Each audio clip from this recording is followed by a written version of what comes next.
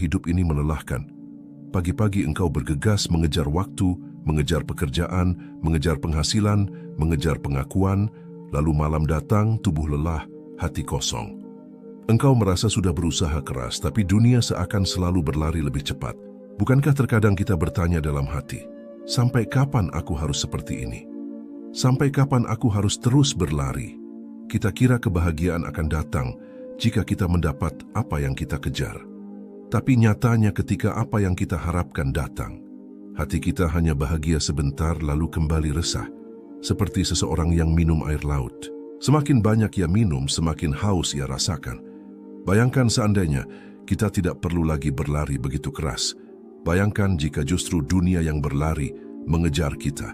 Bayangkan rezeki mendatangimu dari arah yang tak pernah kau sangka. Ketenangan datang sebelum masalah selesai dan keberkahan hadir bahkan sebelum hasilnya tiba. Perjalanan kita hari ini bukanlah perjalanan biasa.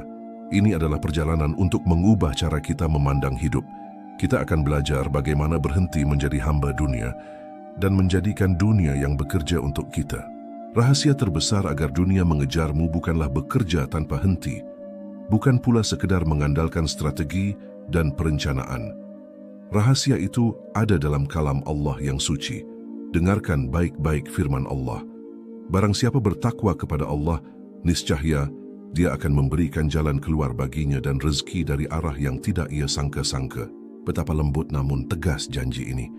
Kuncinya bukan pada berapa banyak yang kita kejar, tetapi pada seberapa dalam takwa kita. Takwa bukan sekedar takut, melainkan kesadaran hati yang membuat kita selalu menghadirkan Allah dalam setiap keputusan, setiap ucapan, setiap langkah. Ketika kita menumbuhkan takwa, pintu-pintu yang sebelumnya tertutup mulai terbuka. Masalah yang tampak mustahil menemukan jalan keluar. Rezeki datang dari arah yang tidak kita duga. Dunia yang tadinya terasa mengejar kita, tiba-tiba berubah menjadi sesuatu yang mendatangi kita dengan izin Allah. Namun untuk menumbuhkan takwa, kita harus berani menoleh ke dalam diri.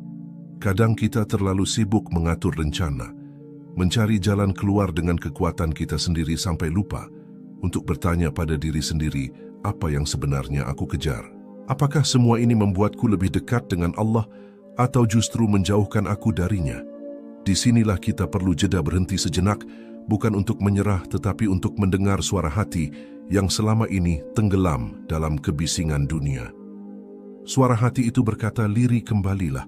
Kembali kepada Allah bukan berarti berhenti bekerja atau meninggalkan dunia. Kembali berarti meluruskan arah. Dunia tetap kita hadapi, tetapi hati kita tidak lagi bergantung padanya. Kita tidak lagi dikuasai rasa cemas yang berlebihan, tidak lagi diperbudak oleh rasa takut kehilangan. Ketika hati mulai menemukan jalan pulang, kita akan merasakan kelegaan yang tak bisa dijelaskan dengan kata-kata. Air mata mungkin jatuh tanpa sebab yang jelas. Itu adalah tanda bahwa hati sedang dibersihkan. Bayangkan suatu pagi yang berbeda. Engkau bangun dan udara terasa lebih ringan. Matahari menyapa lembut dan senyum kecil terbit di wajahmu bahkan sebelum engkau menyentuh ponsel.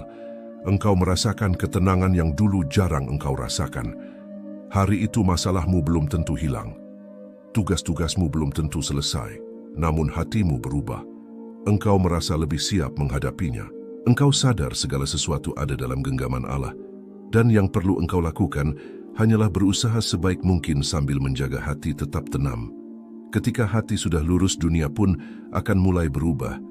Orang-orang di sekitarmu merasakan ketulusanmu. Mereka mulai mendukungmu tanpa kamu minta. Rezeki datang dari jalan yang tidak kamu rencanakan. Dunia tidak lagi menjadi beban yang kamu pikul, tetapi menjadi kendaraan yang membawamu semakin dekat kepada Allah. Malam hari ketika semua kembali sunyi, kamu duduk sendiri. Tidak ada musik, tidak ada kebisingan. Hanya dirimu dan hatimu.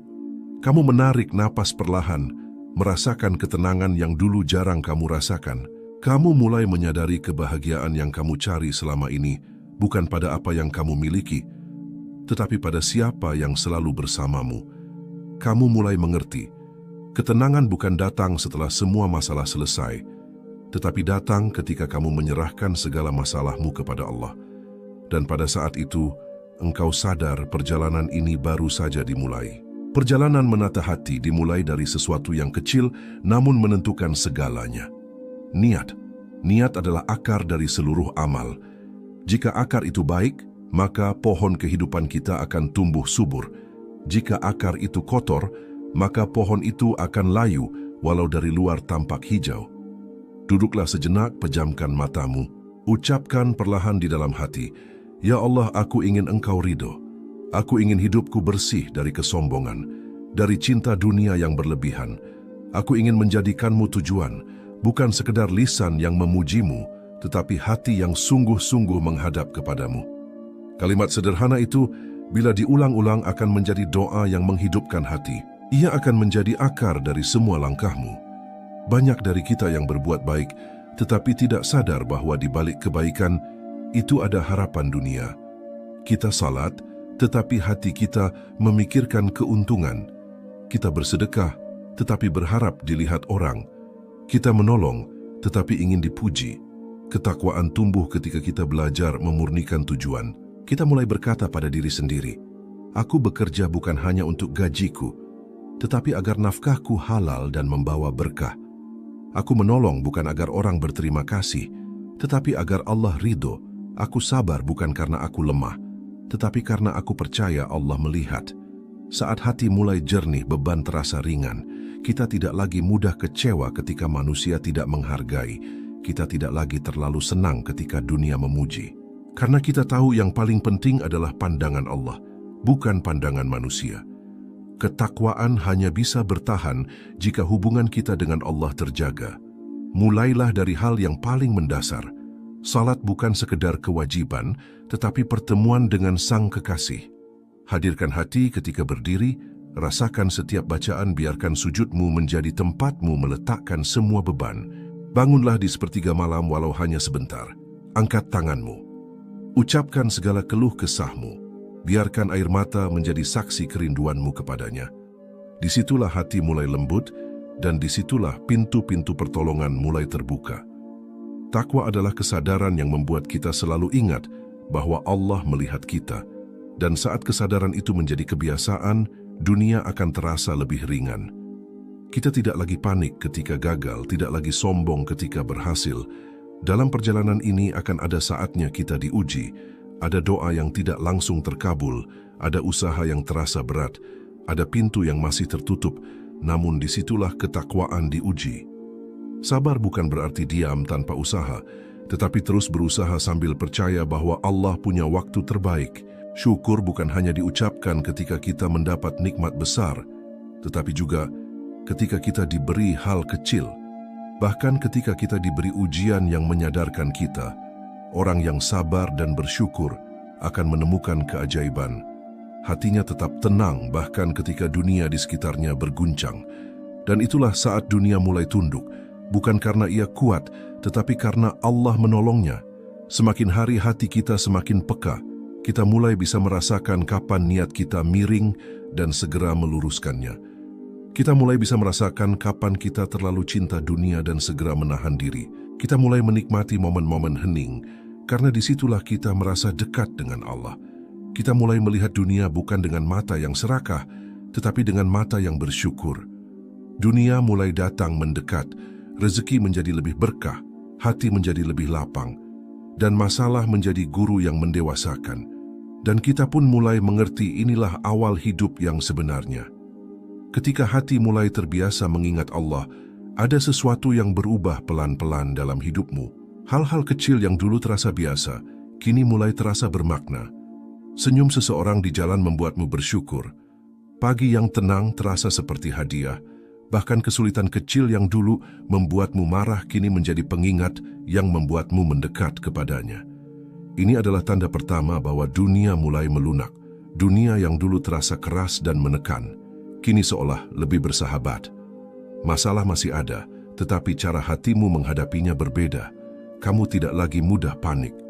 Kamu belajar berkata pada dirimu, Allah pasti menolong, aku hanya perlu sabar dan terus melangkah. Dan tiba-tiba solusi datang dari arah yang tak terduga. Rezeki kecil mulai datang tepat pada waktunya. Pertolongan muncul di saat paling diperlukan. Kamu mulai menyadari ini bukan kebetulan. Ini adalah bukti janji Allah mulai bekerja. Semakin kamu luruskan niat, semakin kamu jaga hatimu, dunia akan semakin datang mendekat. Pintu-pintu kebaikan terbuka satu persatu. Orang-orang yang dulu sulit kamu ajak bekerja sama, kini mulai mendukungmu.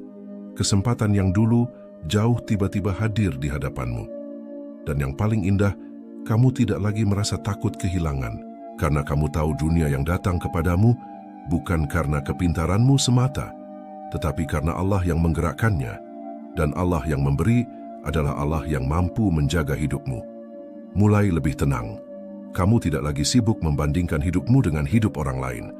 Kamu sibuk memperbaiki hatimu, sibuk bersyukur, sibuk memberi manfaat, dan tanpa kamu sadari, dunia semakin mengejarmu. Perubahan itu tidak hanya terlihat dari luar, tetapi juga terasa di dalam. Hatimu yang dulu sempit, kini terasa luas. Kamu lebih mudah memaafkan, lebih mudah tersenyum, lebih mudah berkata tidak apa-apa, bahkan ketika ada yang menyakiti. Kamu mulai mengerti bahwa segala sesuatu yang terjadi dalam hidupmu adalah bagian dari rencana besar. Kegagalan bukan akhir, melainkan pelajaran. Kehilangan bukan hukuman, melainkan cara Allah menyiapkan sesuatu yang lebih baik. Dan saat hatimu lapang, dunia terasa lebih ringan.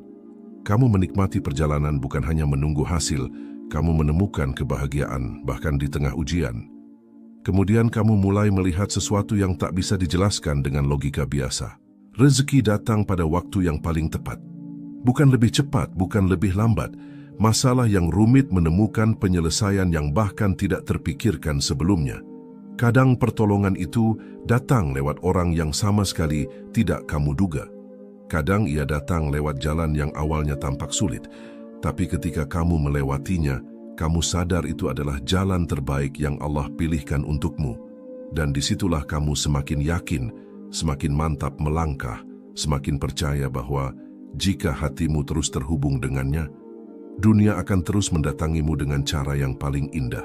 Di malam hari kamu duduk sendirian, hening, tidak ada suara selain detak jantungmu sendiri. Kamu mengingat semua yang telah terjadi dalam hidupmu. Luka, tawa, jatuh, bangun, dan entah mengapa. Kali ini kamu bisa tersenyum.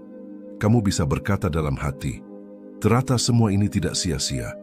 Semua ini membawaku sampai di titik ini. Air mata jatuh bukan karena sedih, tetapi karena syukur. Kamu mulai sadar, dunia mengejarmu bukan agar kamu lupa diri, tetapi agar kamu semakin dekat kepada Allah. Dan inilah saat yang paling indah, ketika hatimu benar-benar merasakan ketentraman yang tak bisa dibeli oleh apapun. Ketika dunia mulai datang menghampiri, ujian tidak berhenti. Justru di saat itulah ujian bisa menjadi lebih berat karena ia datang dengan wajah yang lebih halus. Jika sebelumnya kita diuji dengan kekurangan, kini kita diuji dengan kelapangan. Jika dulu kita diuji dengan kehilangan, kini kita diuji dengan kepemilikan. Dan disinilah banyak orang tergelincir. Mereka yang dulu berdoa dengan air mata kini mulai lupa sujudnya.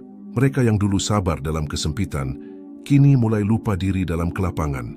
Dunia yang seharusnya menjadi hamba tiba-tiba menjadi tuan. Maka kita harus berhati-hati. Kelapangan bukan tanda kita boleh lengah. Kelapangan adalah tanda Allah mempercayakan sesuatu pada kita. Dan setiap titipan akan dimintai pertanggungjawaban. Untuk menjaga hati, kita harus melatih diri agar tidak tertipu oleh gemerlap dunia. Mulailah dengan memperbanyak syukur. Syukur yang tidak hanya diucapkan di bibir, tetapi diwujudkan dalam sikap. Ketika rezeki datang, bertanyalah pada diri, bagaimana aku bisa menjadikannya jalan kebaikan? Ketika nama kita mulai dikenal, bertanyalah bagaimana aku bisa menjadikannya sarana dakwah bukan kesombongan. Kesadaran ini membuat kita tetap rendah hati. Kita tahu bahwa semua yang datang bukan karena kita istimewa, tetapi karena Allah yang memberi, dan Dia bisa mengambilnya kapan saja. Kerendahan hati adalah pelindung dari kesombongan. Kita bisa menjaganya dengan terus mengingat bahwa kita hanyalah hamba. Kita bisa jatuh kapan saja jika Allah tidak menolong. Kita bisa hilang arah jika Allah tidak menuntun. Latihlah diri untuk terus melihat orang lain dengan pandangan kasih, bukan meremehkan. Saat melihat seseorang yang sedang jatuh, ingatlah bahwa kita pun pernah berada di titik lemah. Saat melihat seseorang yang masih bergelut dalam dosa, ingatlah bahwa kita pun pernah berjuang keluar dari kegelapan. Kerendahan hati membuat kita tetap lembut. Dan hati yang lembut adalah hati yang terus bisa menerima petunjuk. Banyak orang yang semangat ibadahnya hanya di masa sulit. Begitu kesulitan itu pergi, ibadah pun ikut hilang. Kita harus belajar menjaga ibadah. Bahkan ketika hidup terasa mudah, jadikan salat sebagai titik temu yang tidak bisa ditawar. Jadikan tilawah sebagai pelipur hati yang tak boleh ditinggalkan. Jadikan doa malam sebagai momen pribadi antara kita dan Allah walau hanya sebentar. Karena dunia bisa saja mengejarmu. Tetapi jika ibadahmu hilang, ketenangan itu pun akan hilang. Maka ibadah adalah jangkar yang menjaga kapal hati agar tidak hanyut. Dan ketika semuanya terjaga, niatmu, syukurmu, ibadahmu, kamu akan mulai merasakan manisnya hidup yang diberkahi. Bukan hanya karena rezekimu banyak, tetapi karena rezekimu terasa cukup. Bukan hanya karena waktumu panjang, tetapi karena waktumu terasa berkah. Kamu bisa duduk bersama keluargamu tanpa beban. Kamu bisa menikmati makanan sederhana dengan hati yang tenang. Kamu bisa melihat masa depan tanpa rasa takut yang berlebihan. Karena kamu tahu Allah ada di sisimu. Dan di titik ini kamu mulai menyadari bahwa dunia yang mengejarmu bukan lagi menjadi beban. Ia menjadi ladang, ia menjadi sarana, ia menjadi kendaraan untuk semakin dekat kepada Allah. Ketika hati sudah dijaga, ketika kesadaran sudah tertanam, ada sesuatu yang memancar dari dalam dirimu. Ketenanganmu terasa oleh orang lain, senyummu menenangkan, ucapanmu menyejukkan, bahkan tanpa berkata banyak. Kehadiranmu membuat orang merasa lebih baik. Itulah cahaya hati. Cahaya itu datang bukan dari kepintaran, bukan dari kekayaan, tetapi dari kedekatanmu dengan Allah. Dan cahaya itu akan menarik kebaikan, menarik rezeki, menarik orang-orang baik untuk mendekat kepadamu. Dunia mengejarmu bukan lagi hanya dalam bentuk materi, tapi dalam bentuk kebaikan-kebaikan yang datang menghampiri. Kamu mulai melihat, kata-katamu mulai didengar, nasihatmu mulai diikuti. Orang-orang yang dulunya jauh dari kebaikan mulai bertanya padamu. Mereka melihat cara kamu hidup, cara kamu menghadapi masalah, cara kamu tersenyum di tengah cobaan, dan mereka terinspirasi. Dan kamu sadar, ini bukan tentang siapa dirimu. Ini tentang Allah yang menjadikanmu perantara cahaya. Maka kamu semakin berhati-hati. Kamu tidak ingin kesombongan menghapus keberkahan ini. Kamu tidak ingin pujian membuatmu lupa diri. Kamu terus meluruskan niat. Ya Allah, jadikan aku hanya perantara kebaikan. Jangan jadikan aku terjebak dalam pujian manusia. Jangan biarkan hatiku merasa memiliki karena semua ini milikmu. Ketika dunia mengejarmu, itu berarti kamu memiliki lebih banyak peluang dan peluang itu adalah amanah. Kamu mulai memberi lebih banyak, bukan hanya harta, tetapi waktu, perhatian, doa. Kamu membantu yang lemah tanpa pamrih. Kamu mendukung yang berjuang dengan tulus. Kamu mendoakan orang lain bahkan ketika mereka tidak tahu. Dan kamu merasakan sesuatu yang luar biasa. Setiap kali kamu memberi, hatimu tidak merasa berkurang. Kamu merasa lebih kaya.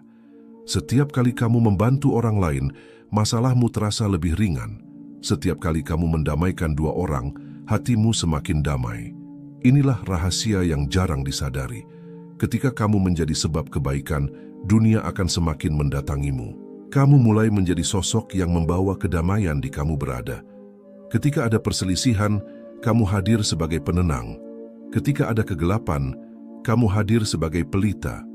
Ketika ada kebingungan, kamu hadir membawa arah. Dan itu semua bukan karena kamu lebih hebat, tetapi karena Allah menggerakkanmu untuk menjadi sebab. Kamu mulai melihat bahwa dunia mengejarmu bukan hanya untuk membuatmu bahagia, tetapi untuk menjadikanmu jembatan kebahagiaan bagi orang lain. Di malam yang tenang, kamu duduk merenung. Kamu mengingat hari-hari di masa lalu, saat kamu berlari mengejar dunia. Saat kamu merasa kosong, saat kamu kehilangan arah, kini kamu berada di tempat yang berbeda. Dunia yang dulu kamu kejar, kini datang kepadamu. Air mata kembali jatuh. Namun kali ini bukan karena sedih, melainkan rasa syukur yang tak bisa ditahan. Kamu berbisik dalam hati, "Ya Allah, Engkau telah mengubah hidupku. Engkau membuatku menemukan makna." Jadikan aku selalu rendah hati. Jadikan aku terus bermanfaat. Jangan biarkan aku kembali mengejar dunia, tetapi biarlah dunia datang kepadaku sebagai sarana untuk semakin dekat kepadamu. Dan malam itu terasa sangat indah, hati terasa penuh, jiwa terasa damai. Di saat dunia sudah datang menghampiri, godaan seringkali hadir dengan cara yang lebih halus. Bukan lagi godaan untuk putus asa, tetapi godaan untuk lupa diri.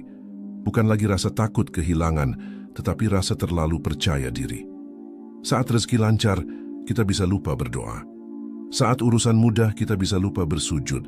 Saat nama harum, kita bisa lupa siapa yang membuat nama itu harum.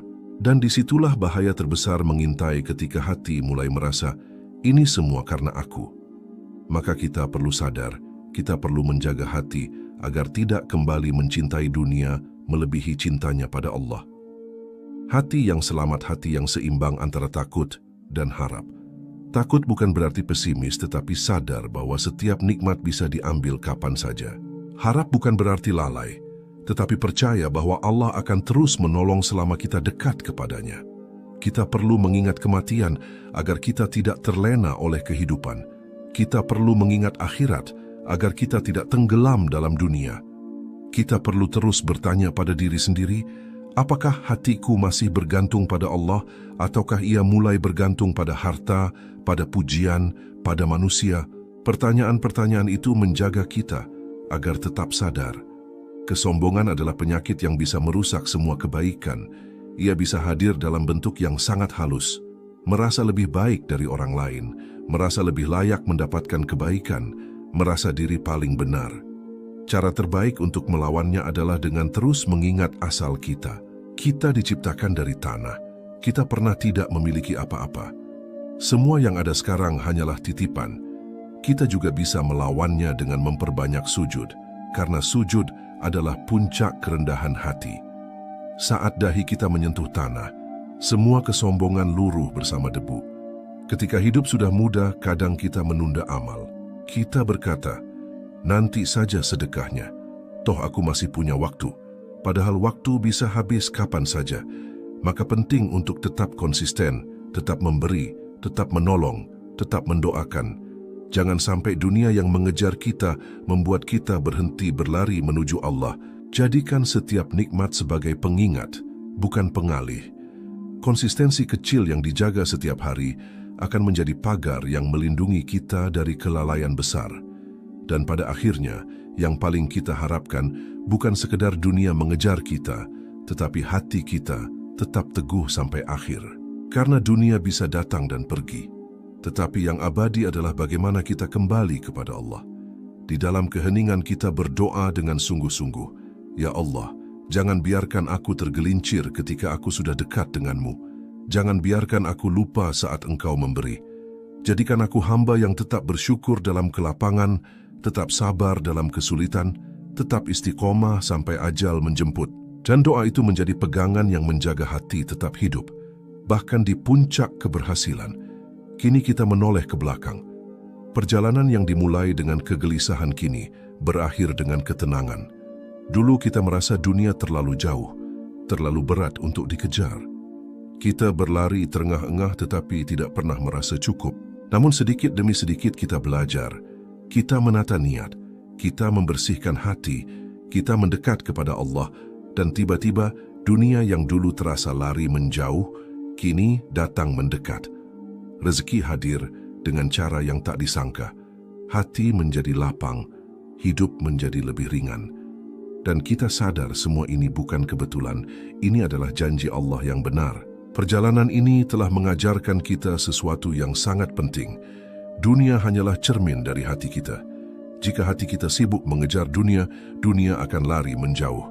Tetapi jika hati kita sibuk mengejar Allah, dunia akan datang mendekat.